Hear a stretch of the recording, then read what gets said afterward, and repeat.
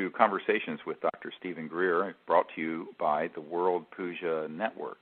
And I'm joined today with Linda Willitts, who's been an assistant and co-worker with CSETI and the Disclosure Project for 11 or 12 years now, and has done so much work to help us create the projects to let the world know that we're not alone in the universe, and also to travel all over the world and make contact with these visitors within the framework of peaceful contact and universal consciousness. So today we're going to focus on some of the ongoing contact events that the Center for the Study of Extraterrestrial Intelligence, which you can see more about at CSETI.org, CSETI.org, and specifically some of the exciting events that have happened in the past few years at Mount Shasta in California, where we will be holding a retreat to make contact with these visitors, and it's open to the public for people who want to join us there from August 31st until September 6th. And so I think that's one of the things we'll focus on today, and all the really dramatic and exciting contact events that have occurred there. So welcome, Linda, and thank you for being with us. Oh, thank you. I love to talk about this subject. Well, I think that to start out, I'd like to introduce sort of what we do on these expeditions. Many people wonder what it's really like to go out under the stars till 1 or 2 in the morning with a group of people to do this. And the protocols are in the CDs and in the books and training materials that you can find at disclosureproject.org and also CSETI.org.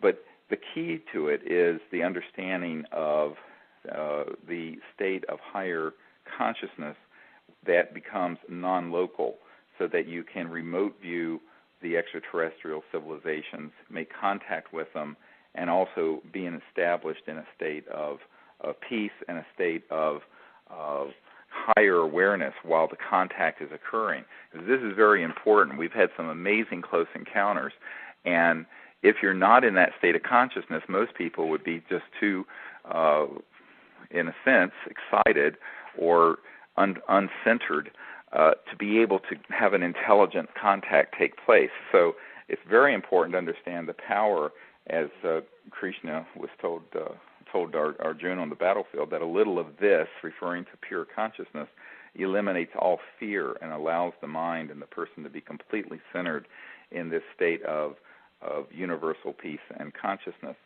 So we use a number of protocols, and during the daytime when we're on these expeditions, we discuss these issues and go through a training program together where I teach everyone the meditation techniques using both the mantra techniques and the remote viewing techniques we've developed, which are based on the ancient Vedic tradition of becoming a true seer with the inner sight opened. And then, of course, we break for dinner, and then we go out to this wonderful contact site we have there in the Mount Shasta area, where so much has happened over the years. And we are out under the stars usually for 4 to 6 hours. And during that time, we do the meditation and remote viewing of deep space and contact with these visitors. And then we vector them into that area of Mount Shasta. And we also have high-powered lasers and beeping tones, electronic tones, that have been recorded that are of extraterrestrial origin that we send back out into space electromagnetically so that they get a very precise fix on where we're located. And so we use both consciousness and thought as well as lasers and these electronic tones to create a vector that invites these visitors to come very close within this context and within the philosophy of universal peace. So we invite all visitors to come to that location, a sort of gathering of interstellar peoples, because we know that this is the time for the opening of the chapter on Earth of universal peace.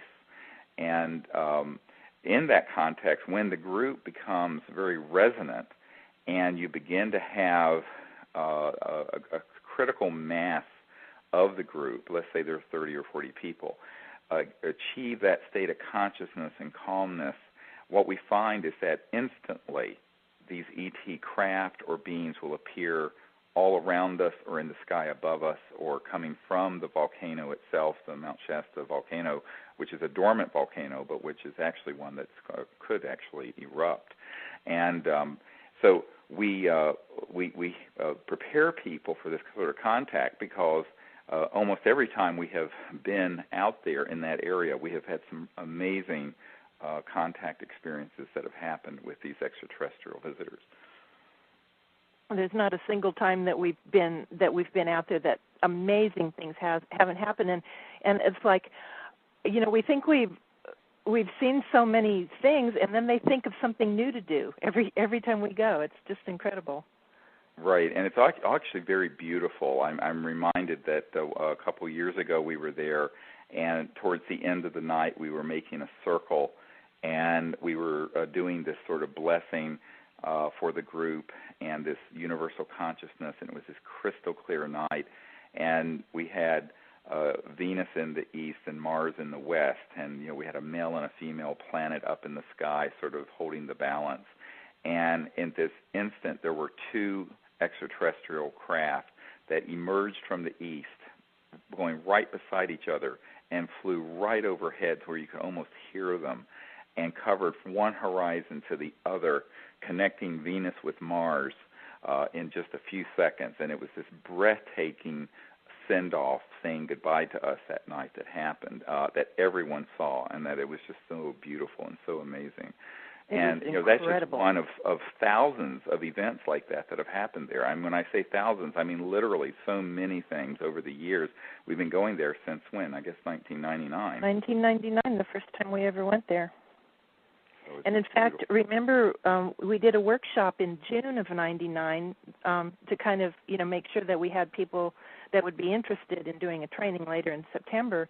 And the very first time you and I entered that town and we went and had lunch, as we walked out of the restaurant, we were buzzed by a black helicopter. That's correct. We were surveilled from the first moment we stepped into town.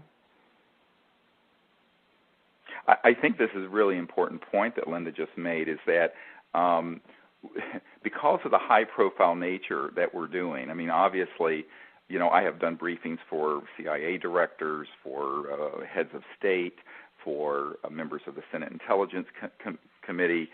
We're now working very closely with a G7 country, with their Ministry of Defense and the head of state of that country, to set up a protocol to have a landing of these extraterrestrial visitors occur, so that the head of state of that country can make open and friendly contact with these visitors and then announce this to the world. This is actively being negotiated even as we speak. And yet, what we find is that because we're doing this under no official cover, no official support, that the classified projects that are very opposed to making peaceful contact and who would like to see the world eventually have some kind of interplanetary conflict, which is why there's so much disinformation and scary information out there about ETs, which is, by the way, completely false, is very upset when we do this. And we've had a number of things happen, and what you just mentioned reminds me that first year we were there, we had, I believe it was 3 out of the 5 nights we were out under the stars, we had this amazing contact happen with this huge interstellar craft that was so large that it was seen from Vancouver all the way down to L.A. Right. I don't know if you want to share people how that happened. It was our very first time we had ever, spent a week at Mount Shasta, and it happened one of the first few nights for the first time, and it was the first time that you had ever done the prayer inviting the ETs and the Celestials to join us in the healing of the earth. And, right. And it was exactly at that time, we were all in meditation, and when you spoke that part, Al, a member of our group, got the telepathic message to look up, and he broke the meditation to say, look up, and there was just majestically moving across the sky. And, I mean, it lasted a good 2 minutes because it covered the whole sky, and it was a triangular formation of three bright points, but you could see sort of a distorted image of the stars in the sky as this huge craft moved across, and it was out of our atmosphere. So it was one of those times that so often we see craft that are within our atmosphere, and immediately military jets or helicopters come in. But this didn't, they didn't bother with this because it was so far out of our atmosphere, but it was so huge that some people couldn't see it right away. Right, they were looking for some specific small object, and it was such a large area. It was almost as large as the triangle in Pegasus, right, moving across the sky. And then it turned and tilted and went upwards further into space away from the Earth.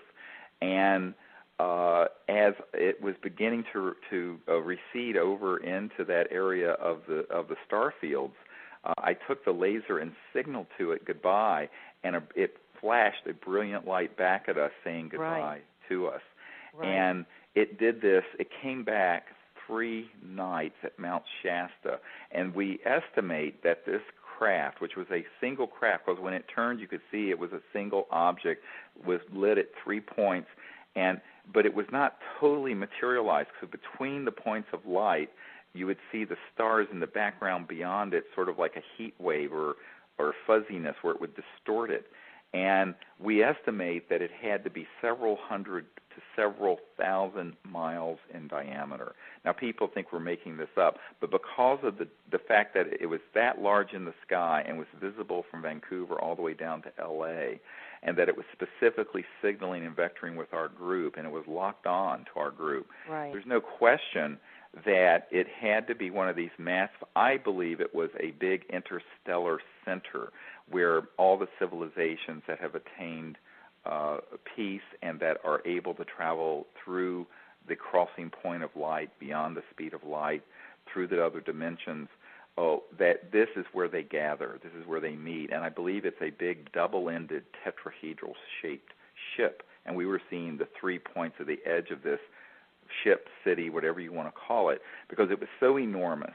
And we actually have this videotaped. We're going to put some of these images. We're going to have a new book come out this fall called Contact that will be all the CSETI experiences over the last 15 years or so. And we're going to have a CD with that will show some of these images because it is so astonishing. And, of course, when this happened, it happened at exactly the point in the meditation and prayer where we were gathering in consciousness all of our group, all the higher celestial beings, and these extraterrestrial planetary civilizations, focusing on the Earth for its healing and enlightenment, and this golden light streaming to the Earth in consciousness. And as we reach that point of perfect harmony and that point in the meditation and prayer, this massive interstellar center appeared in the sky and floated over and turned and then signaled to us as it was leaving, and then came back 2 more nights while we were there. I mean, this is just one of just dozens and dozens and dozens of events that have happened at Mount Shasta, and that's why we go back there. That's why we're going to be there again in August and September, I think August 31st to September 6th. Right. And because it's such a special place. In fact, I believe that these events over the last 10 years or so that we've been doing has gotten a lot of attention from some other parties, because we just found out that the SETI project is putting 300 and some radio telescopes in a valley near Mount Shasta to look for signals from the ETs, and it's sort of strange that they picked that area. You wonder why. Of course, the reason they give is they say it's dark, but there are a lot of dark places in the United States, and it's interesting that they're putting them right there. So I think that this is such an important area, and that Mount Shasta has an amazing energy and spiritual energy. And we have found that all over the world where there's a lot of volcanic openings from the Earth's core to the surface, that and where there's a potential for a lot of earth changes and geophysical instability, there are a lot of ET craft that are there. And we have found that that's true in Mexico at Mount Popo. It's been true in other areas of the world, in Mount Unzen in Japan, and of course we see this in the Cascade Range and in the area around Mount Shasta. Of course, the original, quote, flying saucers that were reported by Arnold back in 1947, in June of that year, were there in the Cascade Range near Mount Hood. So we know that this is an area where there's been an enormous amount of ET activity over the last 60 years, and that's why we go there, and we have just had the most amazing experiences. But part of what happened that week was that after this event happened, we were planning to have a talk in the little town of Mount Shasta, which has maybe about 4,000 people, and we had been invited to do a talk, and so we were going to do it that evening before we went out. Well, it turned out that the area got inundated with these, and people think this is a joke, these unmarked dark helicopters that had all these electronic weaponry loaded on them. And as these helicopters came into town, I remember you and I and some other friends were at a restaurant having dinner. Right. Everyone got crazy, and anyone who was mentally unstable came unglued. It was like a psychotronic burst that happened in the city of Mount Shasta, and there was all this turmoil in the streets and things being thrown in the streets, and there were people saying they were going to bring a gun to the lecture and kill me and shoot me, and bizarre stuff. And there were actually military guys in camo outfits, around town that night. Yes, and everyone saw this, and people were going, what is going on? And we know that what had happened is that our deep space network, which is run out of NORAD and out of our intelligence community, had picked up on this massive, enormous interstellar center that came in and was signaling and interacting with us on Mount Shasta. And so they sent these weapon systems and personnel in to try to suppress any further activity from happening. And to make a very long story short, we ended up doing the lecture successfully and then leaving to go back out, and we in fact continue to have this enormous craft appear 2 more evenings that we were there. But what we see in many of these cases, and this is something that a lot of people are astonished when they come on these expeditions, is that obviously what we're doing is being observed by folks who would rather us not, humans who would rather us not make peaceful contact, because we're going outside of their control system. We're saying, look, it's enough of this stupidity, enough of the militarization of the relationship, enough of the fear-mongering, enough of the disinformation. Let's go out there as citizen diplomats and make contact and see what happens. And that's what we're doing. We have become interplanetary citizen diplomats, and that's what we're training other people to do, so that whether you live in California or Wyoming or in Japan or anywhere all over the world, we're training people to become citizen diplomats to make peaceful, open contact in a state of pure consciousness with these visitors.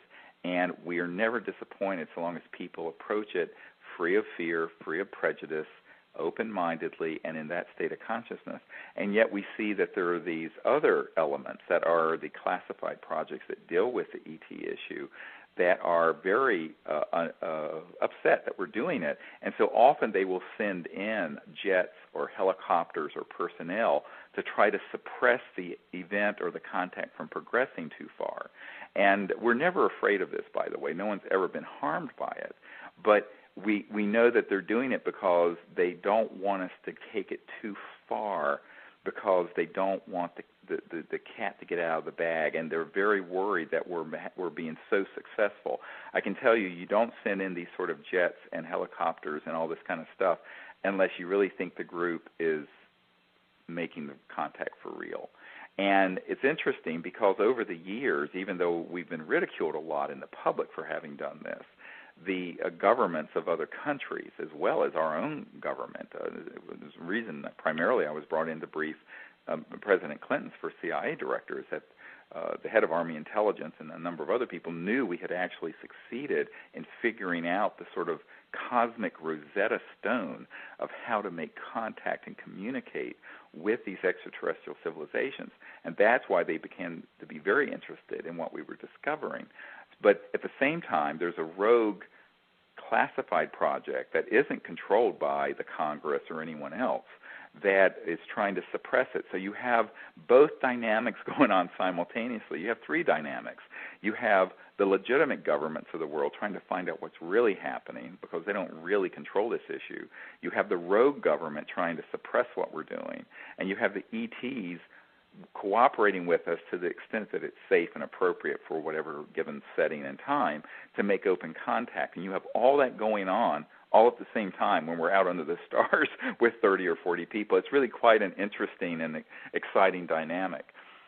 It's incredible. And the ETs, they're right there with us very often. The instant we get on site and people are just arriving, we're starting to set up our chairs in the circle in the field, something will happen right then and there, like at Mount Shasta at our secluded site that time that the white ball of light appeared, and it wasn't even dark yet. And that's right in the field. Yeah, right where Trudy and you and I and Debbie and Jan and all were setting up our chairs. That's correct. And, often that will happen as soon as we arrive on the site because we have remote viewed the extraterrestrial peoples and told them where we're going to be and when we're going to be there before we go. And so often they'll have some kind of presence there already. Sometimes a craft will just fly over as soon as we get there. Sometimes we'll have a luminous orb of light that'll float through the group. Sometimes we'll have a strange electromagnetic effect, like we'll have magnetometers or radar detectors, and we'll be way out in the wilderness, and they will go off anomalously or in some kind of code as we're setting up. Sometimes we'll have some other kind of phenomenon or expression of extraterrestrial intelligence happen around us that is very, very clear where they're saying, okay, we know you're here. We got it. And so I think that one of the things that we find with this is that as the week goes on, and you imagine doing this for a whole week out under the stars with a group of people in this state of higher consciousness and practicing these protocols, is that it builds and it builds and it builds. And we just are always so excited about what happens.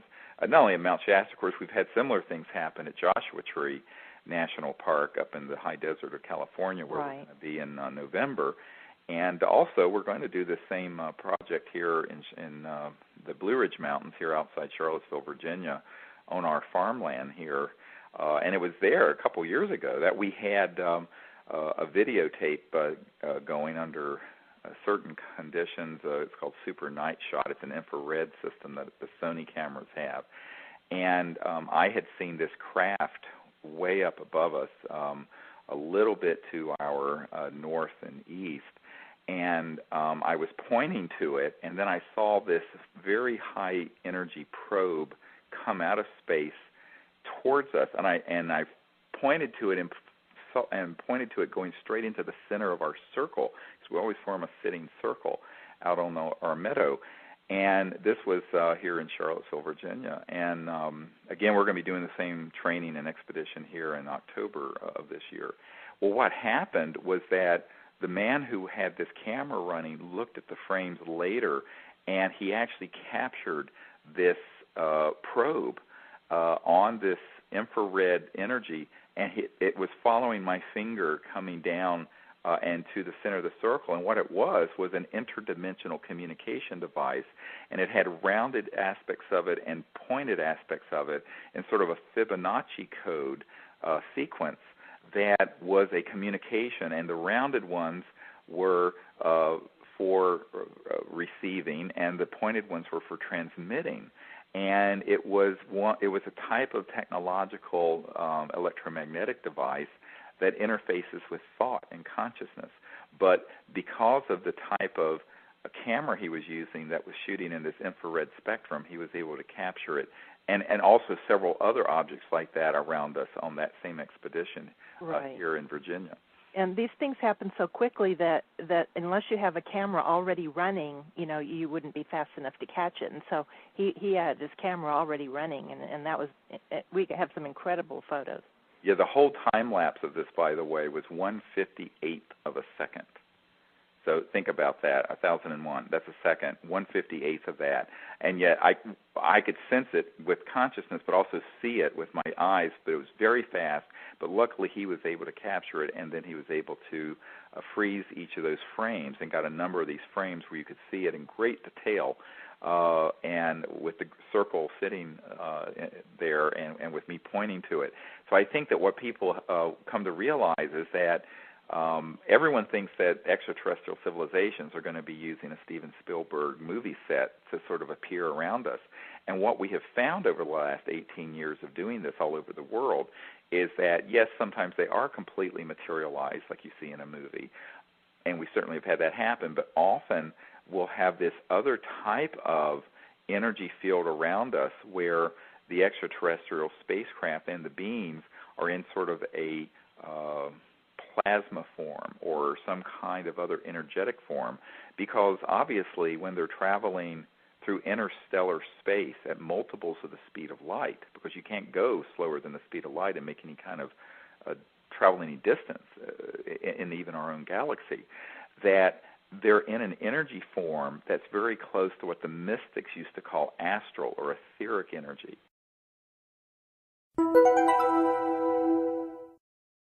And welcome back to the World Puja Network. This is Dr. Stephen Greer with Conversations with Dr. Stephen Greer, and I have Linda Willitts here on the phone, and we're discussing our expeditions to Mount Shasta and other areas around the world where we've had such wonderful contact with these extraterrestrial visitors through the CSETI project, which you can learn more about at CSETI.org.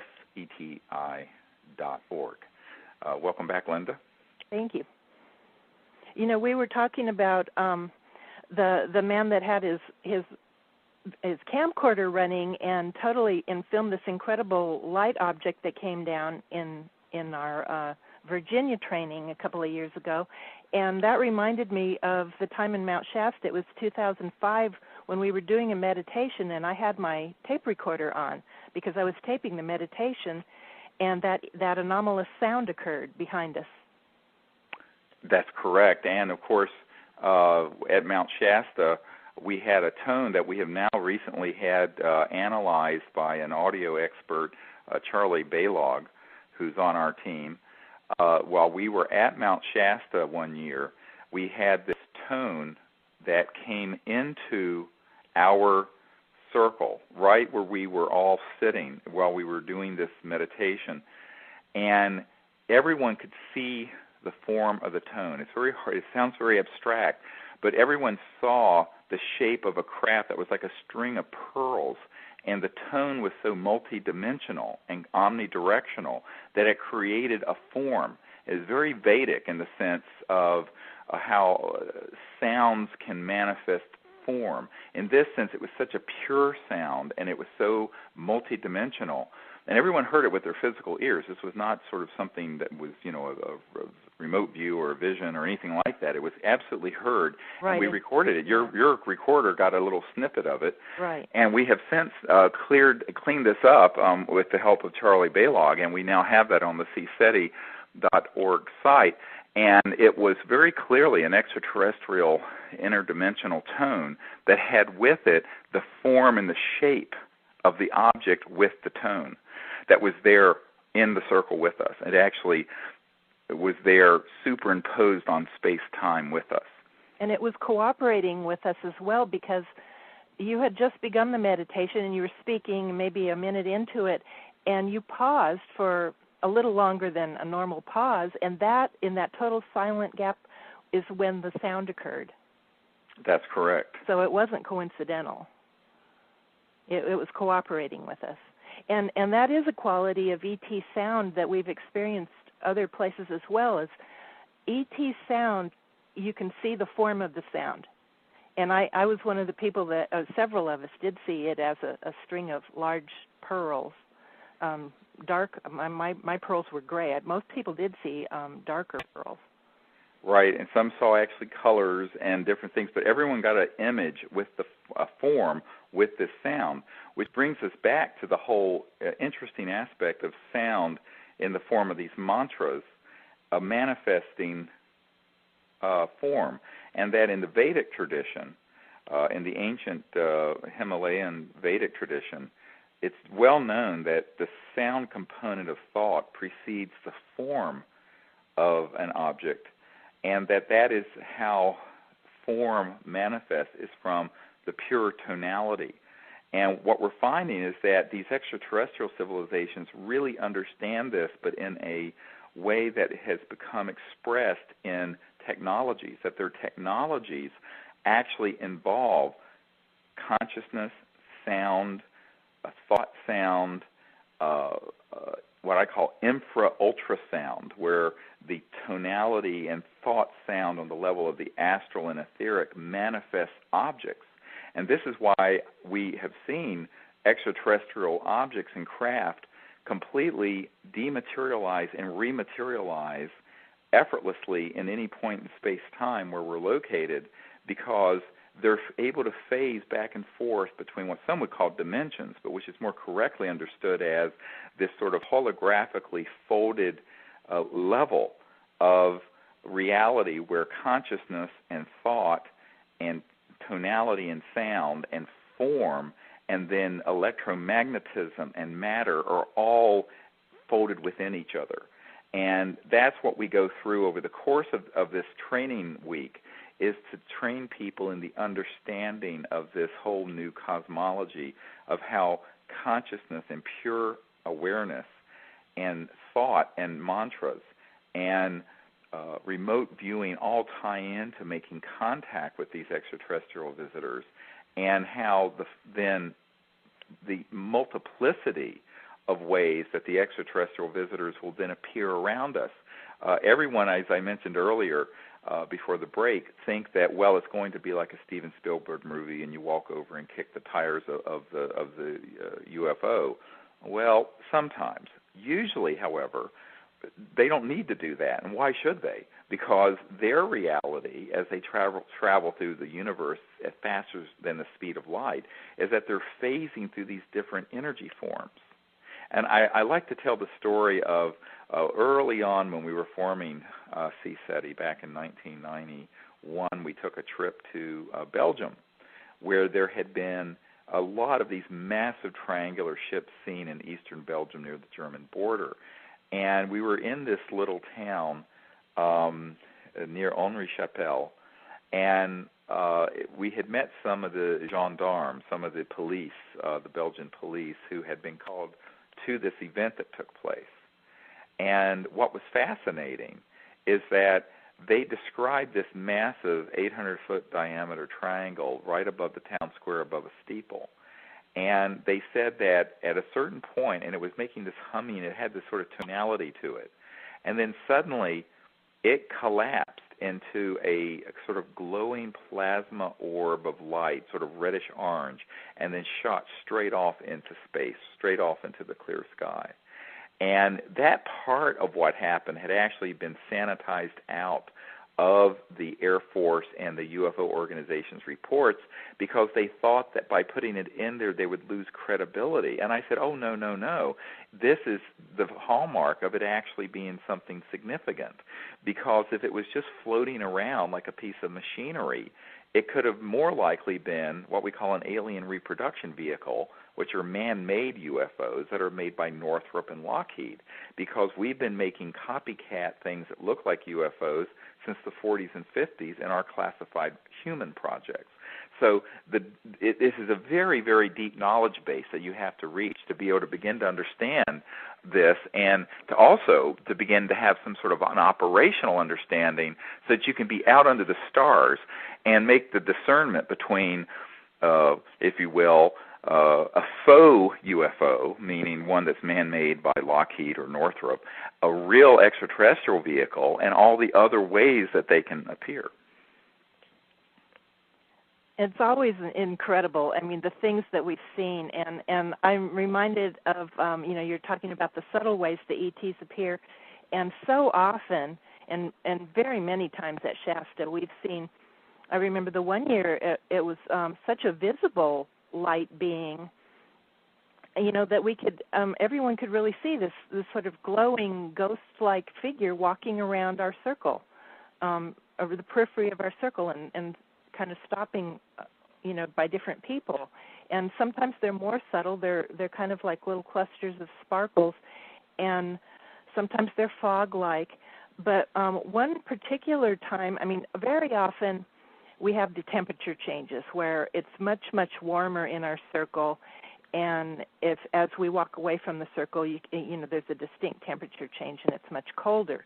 But this one particular time, we were sitting in our circle, and you got up to go communicate with some ETs that were in a craft that was not that far from our circle, maybe 100 feet or less from the circle, over towards some trees. Right. And you said, that we should stay seated and you would call us when the time came. And so you walked out, and we couldn't see you anymore, even though you weren't that far away. You just disappeared to us. And so eventually you said, come here, and we followed the direction of your voice, although we couldn't see you, and there was a flash of green light, and we all thought that you had flashed your green laser so that we would be able to see where you were. And so we followed that, and we eventually found you. But what we didn't know is that you could see us perfectly clearly, and you had no idea that we couldn't see you, and you hadn't flashed your laser at all. It was all the ETs doing that. Correct. And then my laser was actually put away in my coat pocket, and everyone saw this green light beside me. And although I personally did not see it. And the other interesting phenomenon about this is that earlier that day, we had gone up to this same site during the daytime, and we had seen this area where we sensed that there was a dematerialized extraterrestrial craft there. And we looked, and there was sort of like a heat wave distortion in the air, the shape of an ET craft, this right. sort of circular area. And I said, this is where there's a craft. And so that night, that's why I went to that area that night, because I saw that it had come back. And as I went into that area, I could see the beings that were there and the craft that was not quite fully materialized, but it was, I don't know how to explain it, almost like a plasma-like scintillating energy field that I was walking into. And as I went into that area, the people who were coming behind me, the rest of the group, just saw me disappear. But I didn't disappear. I was there, I thought, perfectly as usual. So we have these amazing sort of experiences happen where most people would think that, oh gosh, you can't make this stuff up. But it's just beautiful. And the reason I think we have this happen every single week that we do these expeditions and train people is that these extraterrestrial visitors have been coming here for a long time. And now humanity is at the stage where it's going from tribes to city-states to nations to, in fits and starts, trying to become a peaceful global civilization. And these visitors, these extraterrestrial civilizations, have been observing our evolution for a very long time, hundreds of thousands of years, maybe millions of years. And they're very excited about a group of people with a pure heart and with an understanding of the cosmology that involves consciousness, thought, energy, electromagnetism, matter, time, space, anti-gravity, all the information that we bring to bear on this, and putting it into an operational system where we go out there for the purpose of not just sort of objective observation of a phenomenon, but to actually make contact for the purpose of universal peace, for the coming together of humanity in a pure-hearted way with these visitors from other civilizations who have been waiting for us to reach this point in our evolution for so long, and who have been watching the development of humans for so long. And I think this is why when the group enters into that understanding, there is such an affirmation and confirmation through all these experiences we have. On the other hand, if there are people in the group who are there because they just want to kind of like go to Disney World and see a UFO, they really usually don't show up until those people fall asleep or go home or something, because they really don't want to interact with mere curiosity seekers. They're wanting to interact with people who really understand the deep spiritual dimension of what we're doing and the wonderful time that we're trying to co-create together, and that is this time of universal peace, where we go from this time of fractured human warfare and division to a time of world peace, but beyond world peace, universal peace, where Earth takes her place along with the other civilizations throughout the cosmos as we evolve into a truly universal society. And I think that that's why they're so excited about making contact with a group of people. There are many individuals by themselves who've had various contact experiences, but it's an order of magnitude greater when a group of people do this with this higher purpose. It creates a totally new dynamic. And this is what they've been waiting for. I know that this is what they have been waiting for, and that's why when we go out and make this effort, and the group gets in this state of awareness, that there's such a immediate confirmation from them as we do this work. And over about the past year, you've started doing pujas out in the field at our various locations. And last year at Mount Shasta, we did have a situation where there was some fear in the group. And after you did the puja, it was so amazing how the whole atmosphere of the training changed. That's right. And what's interesting is that the reason I did it where we did it last year is that a couple of years ago we were up in this area up on Mount Shasta called Sand Flats, and we were there was a ET craft that was between us and the top of Mount Shasta that we were signaling to and that everybody was seeing, and we had moved up onto this embankment just so we could get a little better view and get clear of a tree line that was in front of us. And we were there on the side of this little hill, and we were signaling and communicating with this craft that was floating from the Mount Shasta area about two-thirds of the way up Mount Shasta, and it was coming towards us, and it was this lit object. And at that point, someone on the team saw a very high-flying, he thought it was a 747, that came in from, I believe, the west or southwest. And suddenly there was this massive electromagnetic weapon that was released from that object, from the craft, not the ET craft, but from this jet, and was fired towards Mount Shasta and towards us. And what we heard, I mean, this was a crystal clear night, would be as if you can imagine the most powerful lightning bolt you've ever heard crashing, and it came and it crashed into the trees in front of us, ripping through the forest and then plowing into the earth like that, way into the earth, where it literally shook the earth. And this went on for many seconds. This was like, a split-second thing. This went in for like 10 or 15 seconds. And it was an attempt, I believe, using the sort of Star Wars weapon systems that some of these misguided classified projects have developed that are electromagnetic weapons, to stop the contact event from progressing any further. Now, the ET craft wasn't hurt. We weren't hurt. But what it did is that it showed us how far they're willing to go to try to stop peaceful contact. But it didn't stop it because we continued to have contact the rest of that week. Now, what's interesting, though, is that area had somehow had something in the Akashic record there, something in the fabric of space-time had gotten disrupted. And we were never really able to go back to that exact site and do this work over the subsequent couple of years. And this past year, in 2007, that's why we went up there and we did this cleansing puja.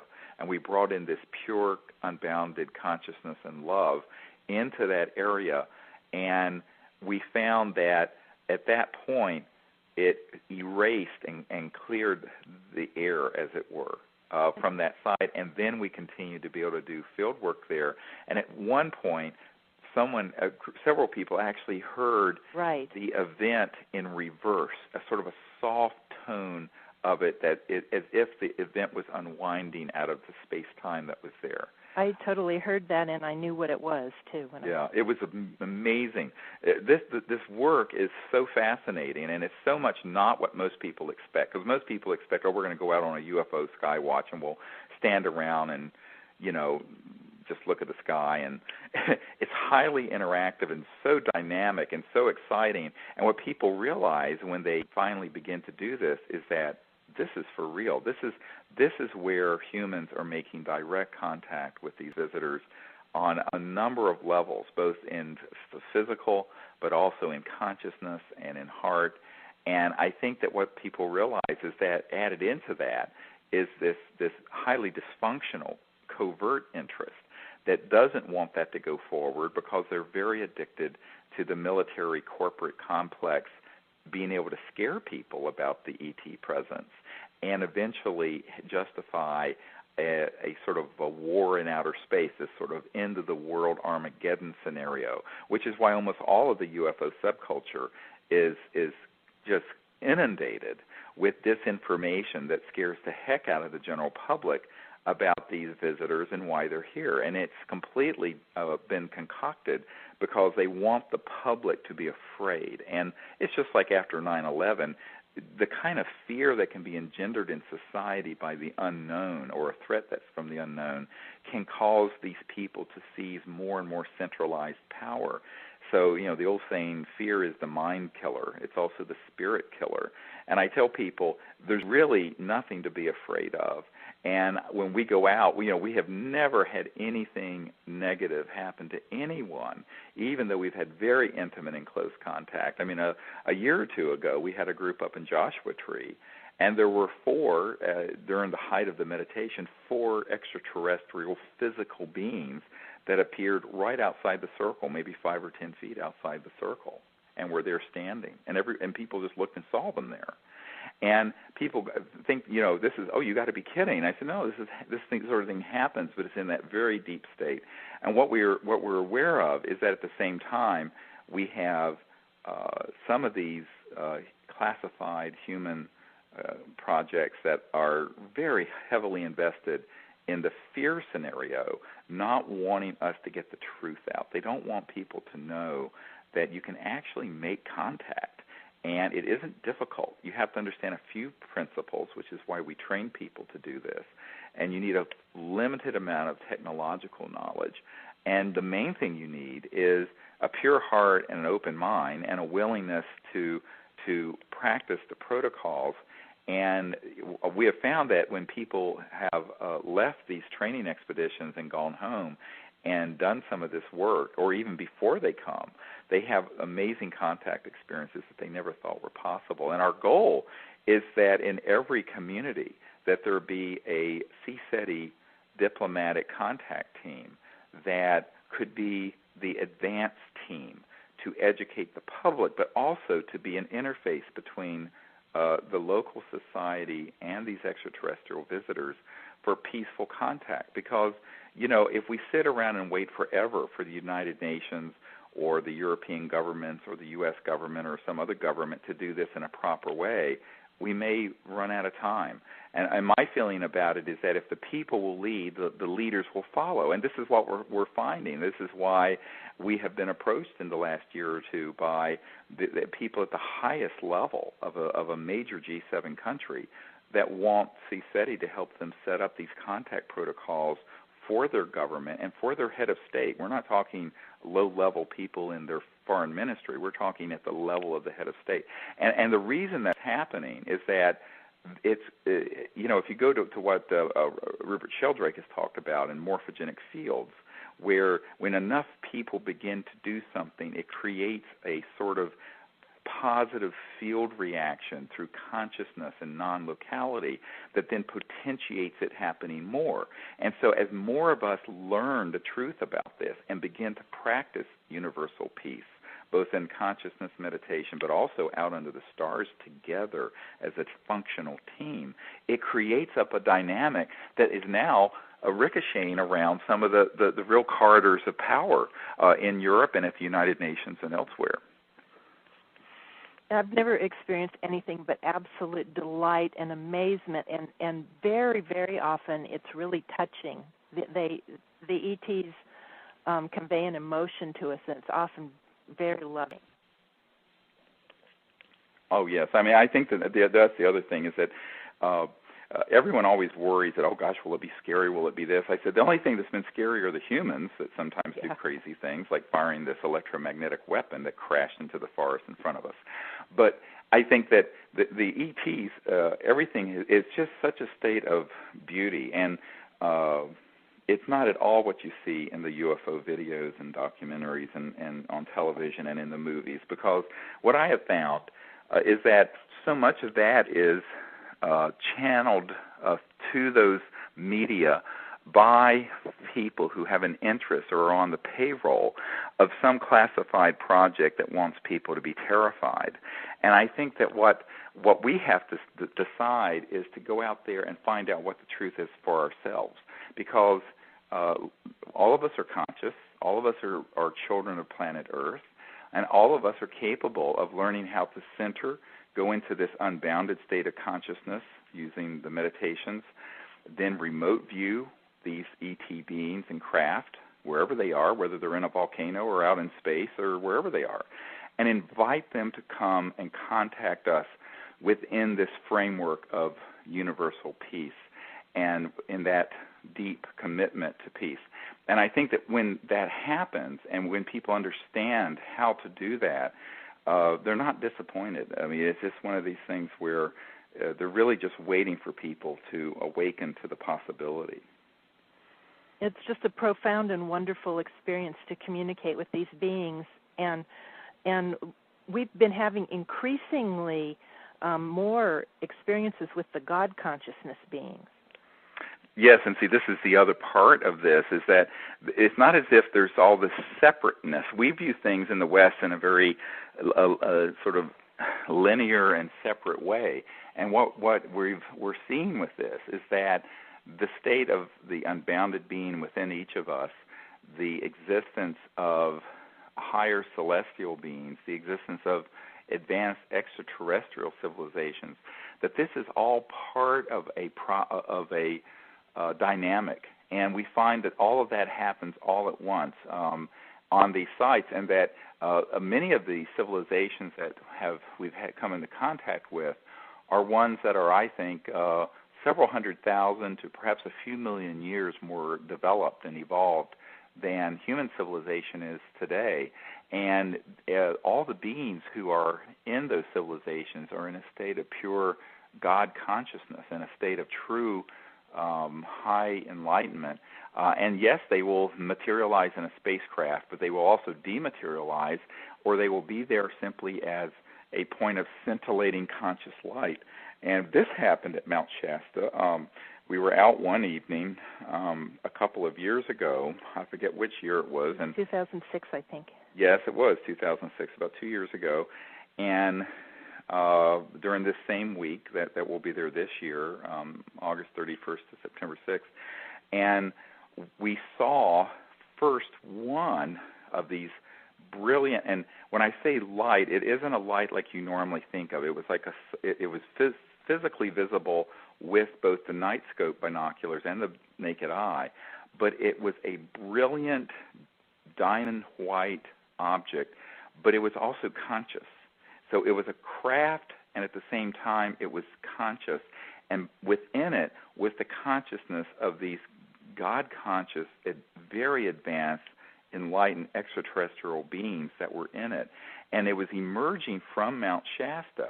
First there was one, then there were 2 or 3. Eventually we saw 8 of them. I mean, it was astonishing.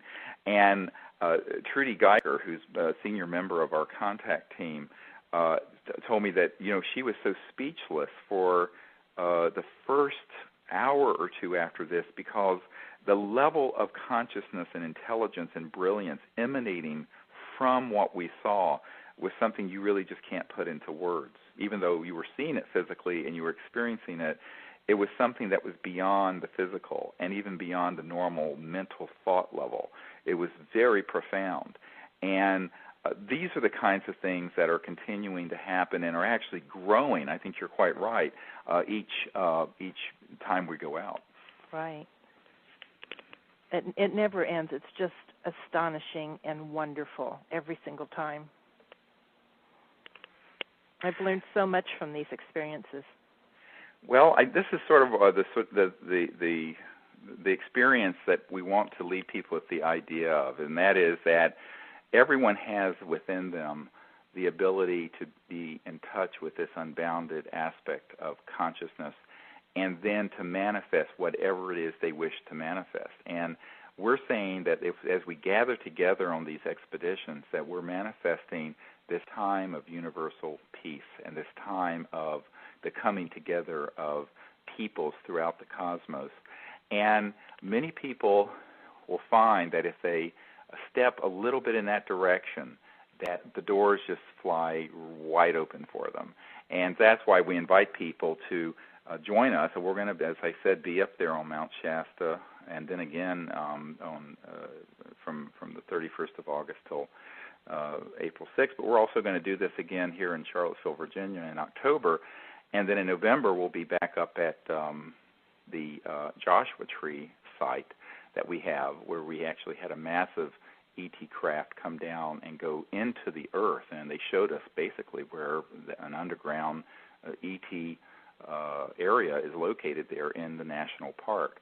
And so we invite people to join us on these expeditions. It's a wonderful experience, but it also is creating the time of universal peace. It's not just that we're doing a training or an expedition. We're actually manifesting this time. We're having it flow through us, and it is creating this time of universal peace by our actions.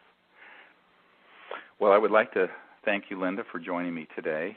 Oh, thank you. It was wonderful. Conversations with Dr. Stephen Greer, and Linda Willitts has been here with me, and this is brought to you by the World Puja Network, and I really want to thank the folks at the World Puja Network for letting us share these experiences and information with everyone. And if you want more information, you can go to CSETI.org or disclosureproject.org.